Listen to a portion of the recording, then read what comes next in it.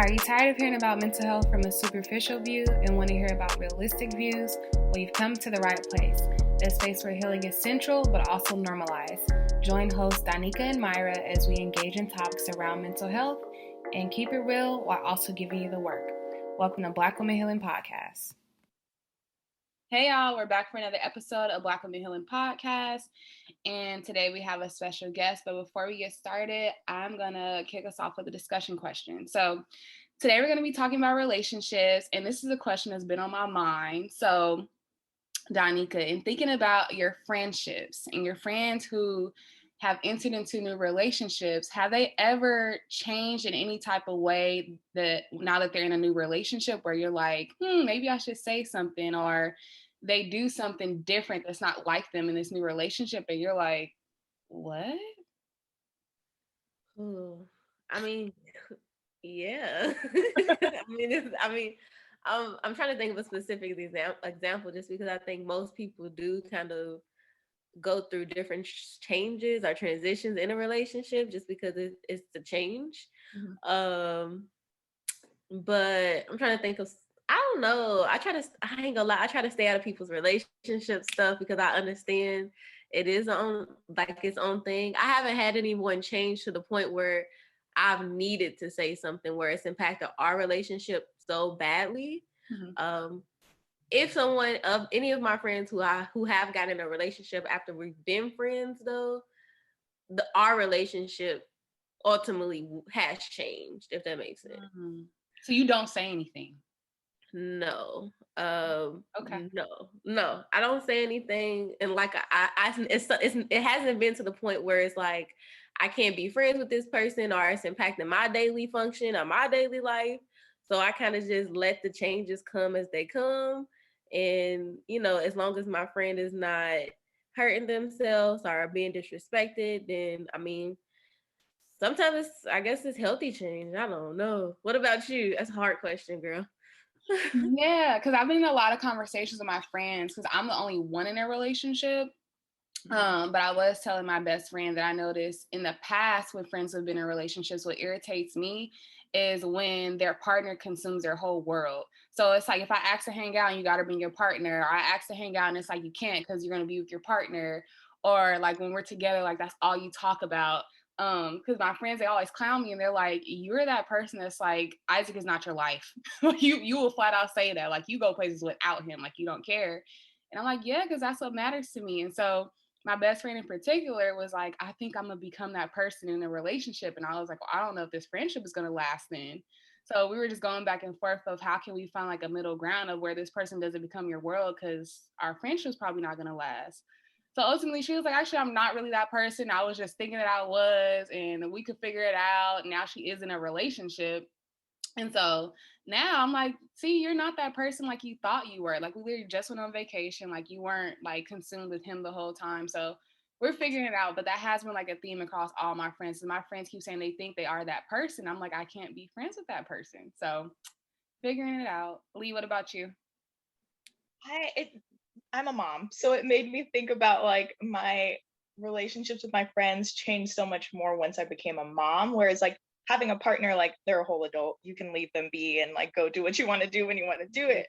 But having a kid, it's like, oh well, I have to like pick up my kid from school, or I need to like think, and that's a whole different dynamic to the relationship. So I'm the only one in my friend group that has kids, and so a lot of my best friends they have partners, but they don't have any kids. And so they know like, oh, if we're going to ask her to do something, like you need a little bit more notice. And like, I still want to have fun and go out and do things, but it's just like, there's a whole nother dynamic that gets thrown into it as well. Mm-hmm.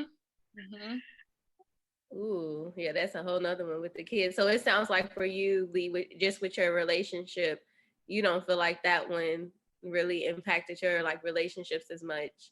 Yeah, I don't think having a partner changed my friendships that much. Because most of my friends were single when I got married, and some of them are still single. Some of them have boyfriends now or are engaged, and we all know that like having a partner is going to change things a little bit. Like your time is then divided more. Like there's other people then that you are splitting your time with, so it's going to be different in some way, shape, or form. Mm-hmm. For sure. Yeah. That was a good question, Myra. That was a great question. So just go ahead and get started, again, segue to our episode today. Today we're going to be talking about interracial relationships, and we have a special guest, Lee, which I'm going to introduce. So Lee is a licensed marriage and family therapist practicing out of San Diego, California. She comes from a multicultural background and has gone through multiple life transitions in a relatively short amount of time. These transitions have looked like moving across country twice, as well as transitioning into the role of a mother and wife, while also transitioning from student to full-time worker and business owner. All of these experiences influence and inform her work with young minority women and couples going through their own life transitions. So welcome, Lee. Thank you. So we want to kick it off and kind of ask you about where your passion comes from to have conversations about interracial relationships. Well, it's been something that I've been really passionate about since forever. I come from a multicultural background. So both of my parents identify as Jamaican, but that's a little bit more complex than just, oh, they're Jamaican. So my dad's parents are Chinese and African. My mom's parents are African and English. And so their backgrounds are multiracial, and which in then turn means that my background's multiracial, and I'm also married to someone who identifies as Mexican. And so then that means our relationship is interracial, as well as our daughter is a very multiracial person at this point. There's all sorts of things that she's mixed up with. So it's something that I realized at a very young age, like my views of the world and my perception of the world are a little bit different because of that exposure to so many races and ethnicities and different cultures and backgrounds.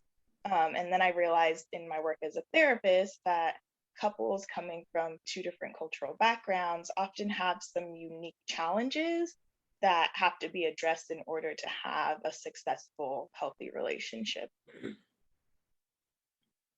Yeah, thank you for sharing that. So I'm curious, in your work, like with clients, Black women in particular, when situations arise that pertain to Black folks in particular, I'm wondering some of the things that you might say to help them feel supported when they may feel like, oh, I can't turn to my partner, they may not understand this, or some tidbits that you might even share with like our audience who may be in a relationship where their partner is not Black and they're feeling like, oh, when certain issues arise, like what can I do? Mm-hmm.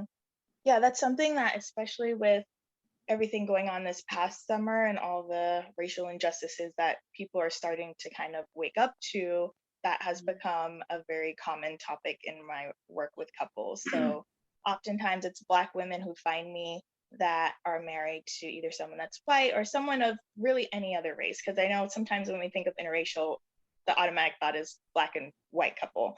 And really and truly, it's any race that's not your own race. So I work with a lot of Black women who are either they're married to someone that's Asian, they're married to someone that's white, they're married to someone that just doesn't identify with Black culture like they do.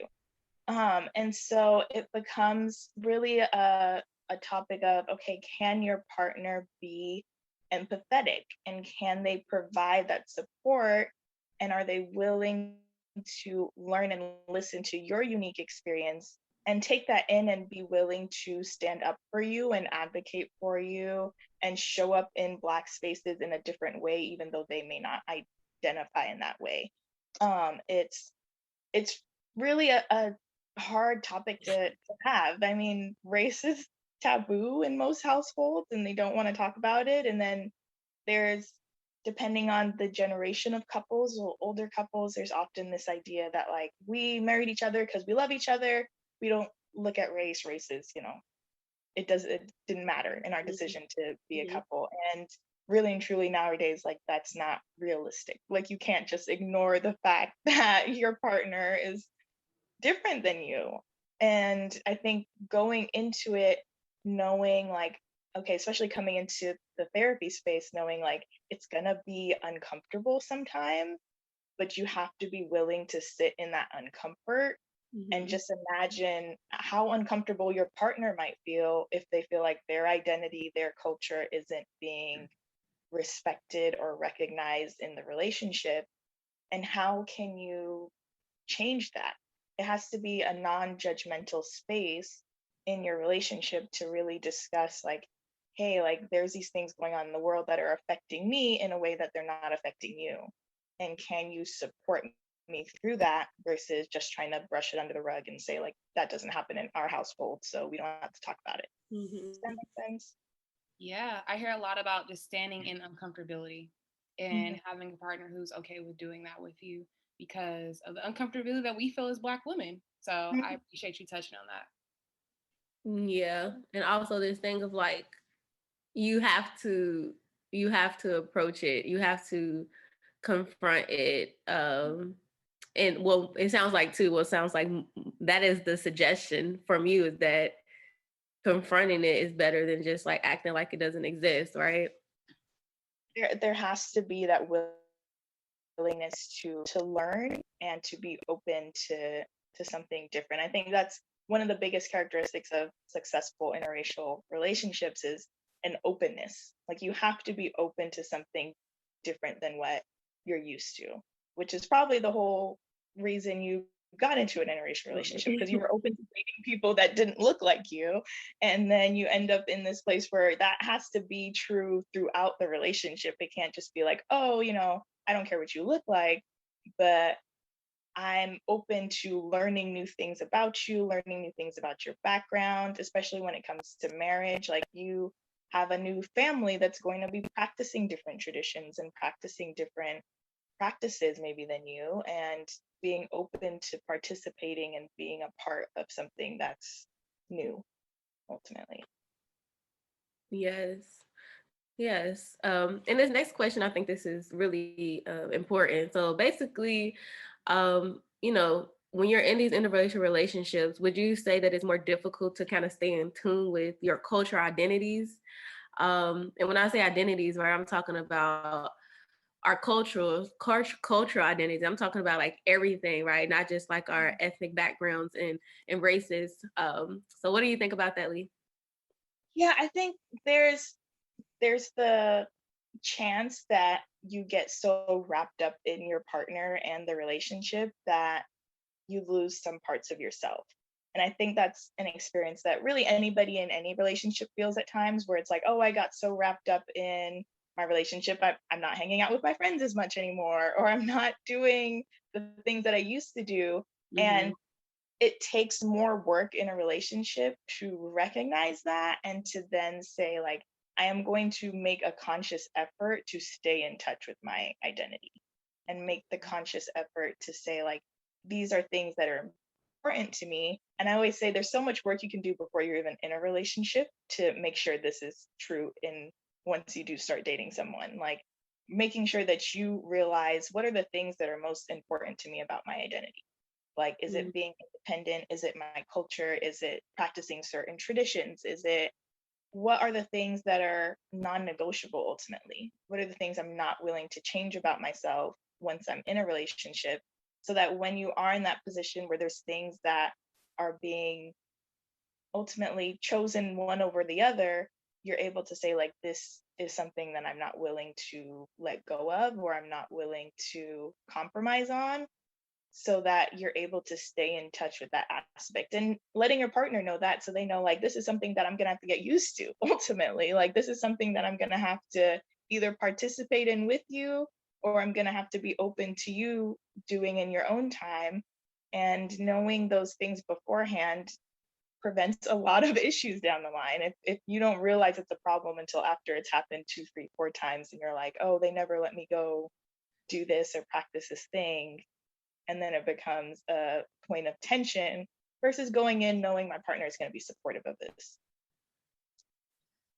Right. Do you think, and just giving the listeners an example, when you think about your own cultural identities and kind of how you just said, like, you kind of have to be really present and aware of what's going on to even notice if you are losing those pieces. Have you noticed within yourself things, different identities of, or pieces of your identity that you're like, oh snap, I don't do that anymore. Had to like get back in tune with it. Or maybe it's a piece where you've been like, I'm fine with that piece kind of fading away right now. Just giving an example of your own experience. Yeah, so like in my relationship, my husband is Mexican, so there's a lot of family traditions that he's used to, and then my family's Jamaican, and there's a lot of traditions that I'm used to. I don't think, luckily, I'm in a relationship where we are very cognizant of each other's identities and each other's cultures, and we really embrace it and love the fact that we get to participate in two cultures now versus just one. So I haven't had a lot of issues with feeling like, oh, this isn't something that I do anymore. It's more so finding the time to do the things. It's something that I feel supported in, but when you're balancing two families, two different cultures, and trying to balance that time, there's some things that you have to choose, like, okay, am I gonna go participate in this event? Or I know Easter used to be like a really big thing in my husband's household. So his whole family would get together and they would spend Easter together and do like traditional Easter activities together. Whereas my family, like, Easter wasn't as big of a deal. Like, it was, if there's kids around, you do like an Easter egg hunt and that's it. And we decided for us, like, we don't want to make it a big deal. And so that was something that my husband then had to like compromise on. And he was like, oh, I'm not going to participate in all the family events around that time of year. Like, we tend to keep it more low key at Easter and just kind of hang out by ourselves. Especially this past year with COVID going on, everything kind of got shut down. But there are some things that we have had to change and alter in our relationship because you ultimately have a relational culture too, like a culture within your relationship. So there's this change that has to happen and these compromises that have to happen at times that you're like, okay, this isn't something that we're going to participate in every year anymore. Maybe it's something that every now and again we go and participate in. And that's just because of our own personalities and how we want to run our households. But knowing that those changes are possible and that those compromises may have to happen in order to be successful in balancing all of the identities within the relationship. Yeah. Thank you so much for that down. As you kind of were talking, you were starting to kind of talk about like more of your own like internal family now. And so I know that it's your mom, and so we are curious about the work in supporting your child and maybe clients who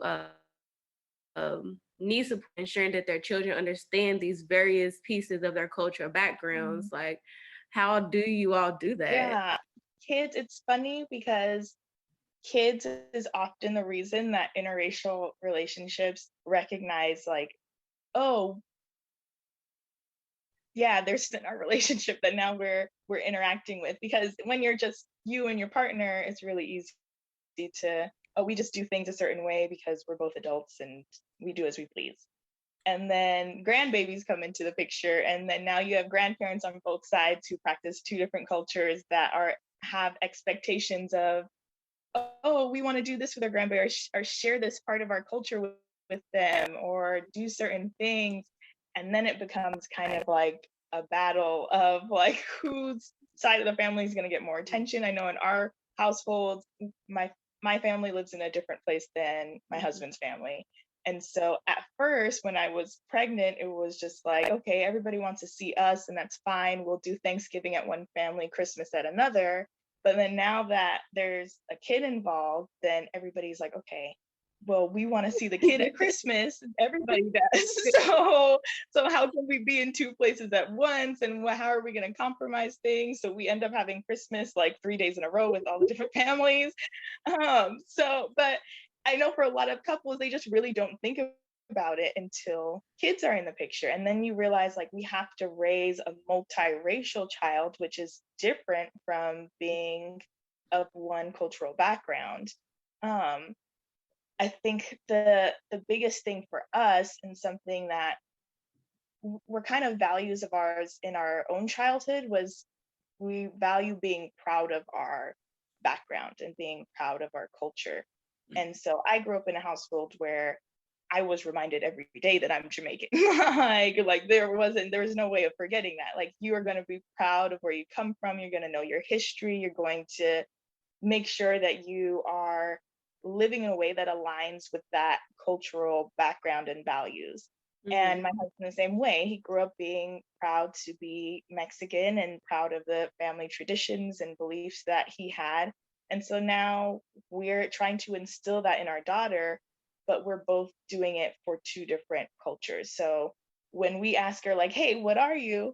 She's able to say, I'm Mexican and Jamaican very proudly. And she's 4. So, like, she's very aware of, like, there are certain parts of your culture that are different, but you're multicultural and you can be proud of both. And we make a conscious effort to teach her history and teach her about her background and ultimately expose her to both. So when she's at my parents' house, it's lots of reggae music and learning about their history and the things that they grew up seeing and valuing and participating in. And when she's with her abuela and her abuelo, it's that side of the family. It's learning Spanish, it's learning about that history, it's taking trips to Mexico. It's, it's really immersing them and exposing them to these things. Because if you don't, ultimately, there's the chance that they lose that connection to that culture. And I think for a lot of people, they may not have a strong connection to their culture. And so then when they're teaching a child, they feel like, what do I even teach them? What am I supposed to be exposing them to? And so it's a process of being open to, like, okay, how can I be around people that look like them? How can I be around people that are practicing that culture? So whether that's, I know in college, it's really easy to, like, find like Black Student Association if you want to expose yourself to more Black culture. I know at my college, there was what they called a Caribsa, or Caribbean Student Association. So I was able to expose myself to Caribbean culture. And for a lot of students, that was like the first time that they were exposed to that culture. Maybe they weren't exposed to it in high school. They didn't go to a school where they had a lot of friends that looked like them. So it becomes something that you have to really be seeking out and looking for, and really saying, like, we're going to make this a priority. Because if you don't, yeah, there's the chance that it becomes not important, and your kids grow up kind of questioning, what do I associate with? Or if only one parent's teaching me stuff and the other's not, then they tend to identify more with that side. And it's all about that exposure and, again, being open to learning and practicing things that are different. Most definitely. We were curious because we want to ask a question that maybe our listeners, our audience can relate to. And we were curious, have you had a response or a reaction from anyone in your life in regards to your interracial marriage that did not sit well with you? And maybe how did you deal with that? My family and my friends are super supportive, and we live in San Diego, which there's like interracial couples all over the place. So I didn't have any bad reactions to my relationship, luckily.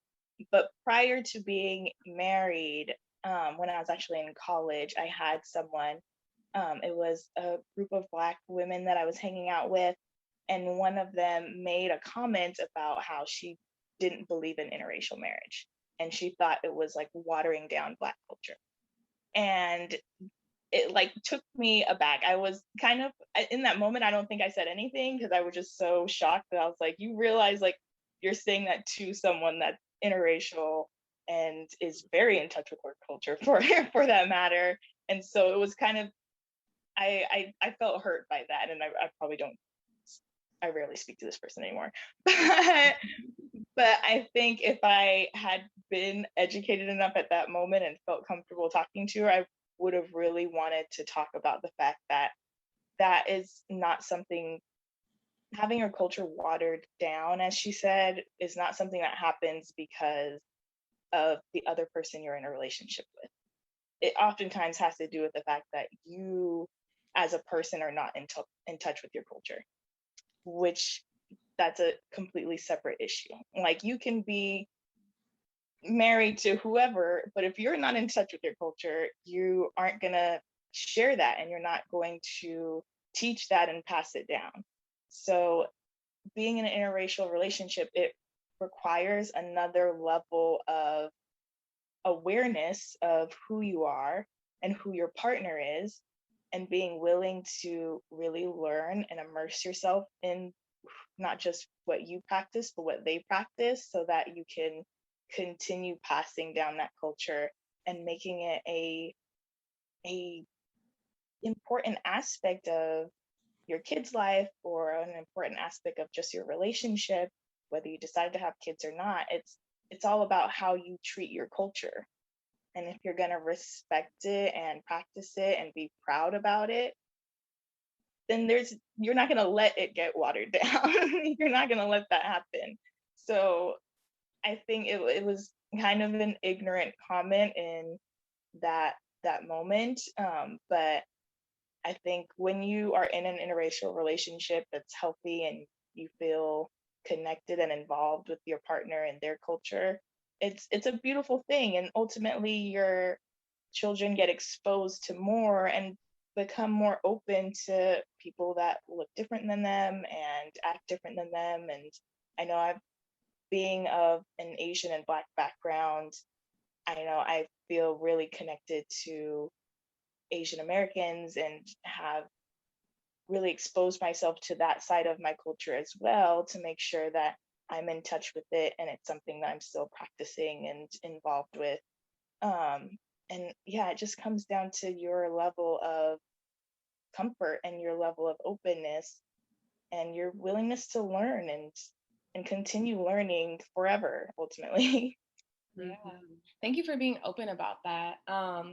If I can be honest, I'm a little jealous that you know your roots and where you come from, because I feel like being a Black woman in America, I mean, that's pretty much all I can say. A Black woman in America, I can't even say like, oh, I'm from here, or my roots trace from there.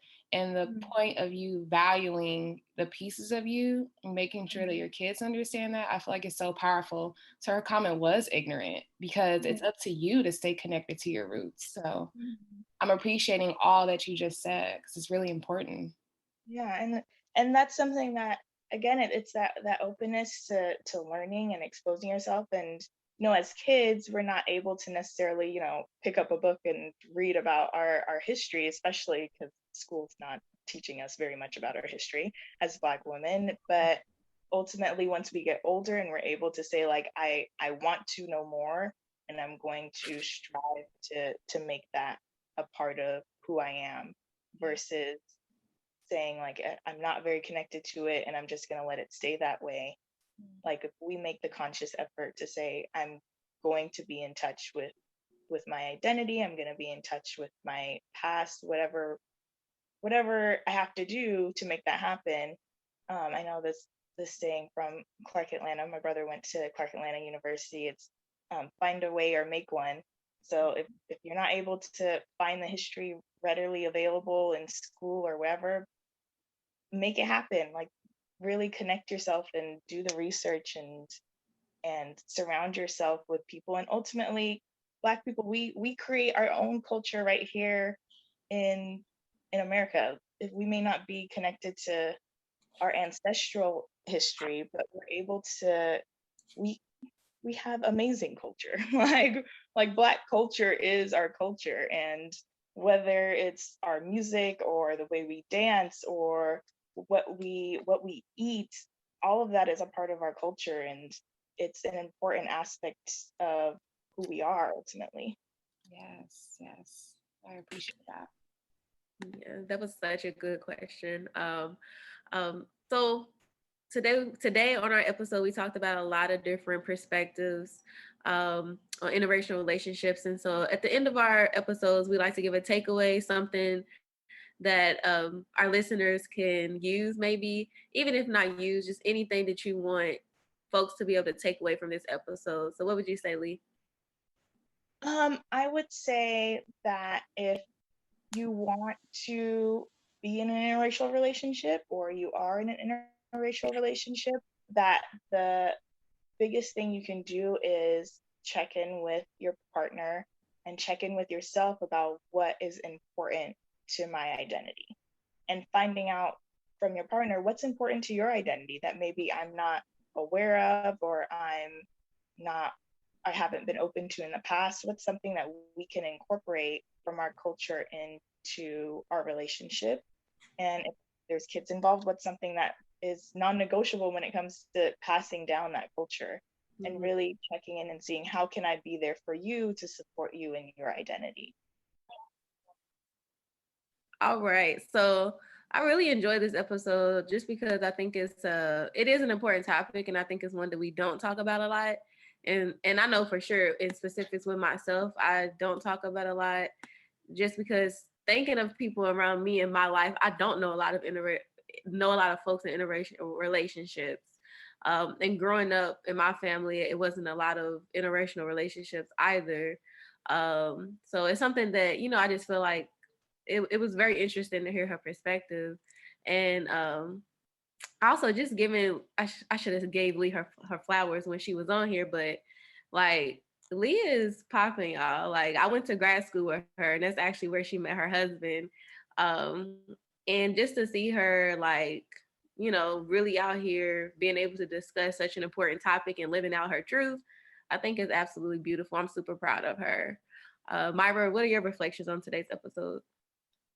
I think I agree with what you're saying. I don't know very many interracial relationships. And that's not really something that I grew up around either, because where I grew up, everybody was either Black, and then we had the same 4 Filipino people that I've always known.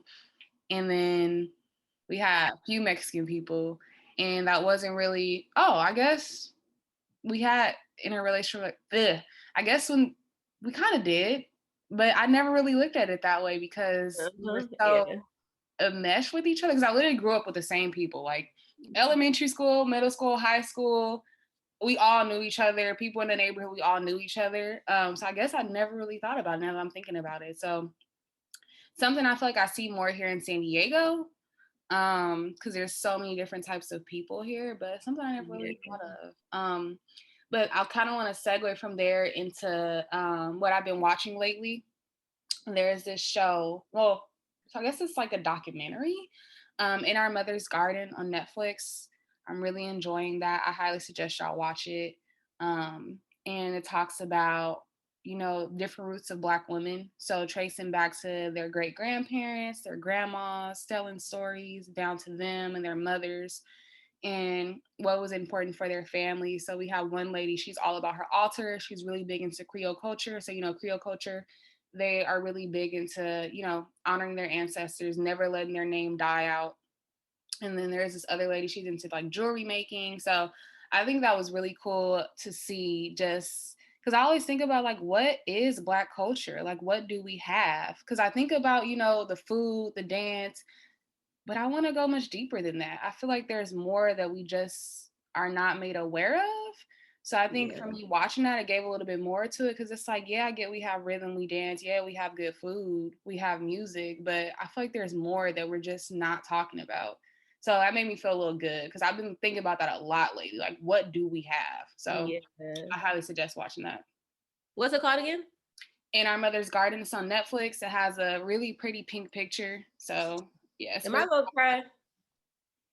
I don't think you're gonna cry. You'll more so be like thinking, like, what do I have? Because it was really making me think, like, what does my family have? Because I feel like some families, they have something that they pass down. So then I remember, like, it was making me think about this time I like begged my grandma to make something to pass down, and like she actually had something and she didn't realize it. So I don't know. It just makes you think, like, what does my family do for our culture? Right. And that piece too, like how you ask, I mean, you're such a intuitive person. I can only imagine you as a kid, but like what kind of kids, like, Granny, you need to give me something to pass down. But then, like you said, she thought about it and it was like she has plenty of stuff. Sometimes we're not asking and they're not doing. I think about that all the time, about like, I wish I was at home to take in my grandmother's recipes. So she's giving me recipe books, but y'all know Black people, is not the same. You have to watch them do it, and you need to do it with them to really like get that, like that real deal recipe down. So like we may have to start asking our, those who our elders that we do have as well. And especially for their like natural remedies. My grandma, she had like this natural remedy that I used to always, I'm so thankful that I watched my grandma cook, because I literally can cook the same things that she's made. So like my mom's like, how do you know how to make greens? And I'm like, I literally just watched and paid attention and she told me. And my Yeah. grandma has this recipe of like grapefruit, oranges, lemon, and then she like puts like paprika or something in there and she like boils it. And literally I would drink it and my cold would be gone like in 5 minutes. So I would watch her make it like, okay, I gotta learn how to make this. And now I'm thinking like when I'm really, really sick is the only time I remember to make it. And then I'm like, oh, I should be writing this down. Yes, absolutely. I need to call my granny. Uh, I just talked to one of them Sunday, and it is like that. They just have so much information, and we most definitely need to do better at utilizing it and talking to them. Yeah, no, that was. I'm gonna have to check that Netflix series though out. Yeah. Well, our time has come to an end. So we want to thank y'all for tuning into this week's episode.